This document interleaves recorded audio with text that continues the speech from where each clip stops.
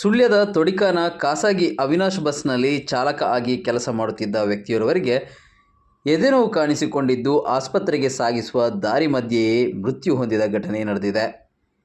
ಗುರುಪ್ರಸಾದ್ ಕುಂಚಡ್ಕ ಮೃತ ವ್ಯಕ್ತಿ. ಬಸ್ನಲ್ಲಿ ಕೆಲಸ ಮಾಡುತ್ತಿರುವಾಗಲೇ ಕಾಣಿಸಿಕೊಂಡ ಎದೆನೋವು ಅವರ ಜೀವ ತೆಗೆದುಕೊಂಡಿದೆ. ಎದೆನೋವು ಕಾಣಿಸಿಕೊಂಡಾಗ ಕೂಡಲೇ ಅವರನ್ನು ರಿಕ್ಷಾವೊಂದರಲ್ಲಿ ಆಸ್ಪತ್ರೆಗೆ ಕರೆದುಕೊಂಡು ಹೋಗಲಾಯಿತು.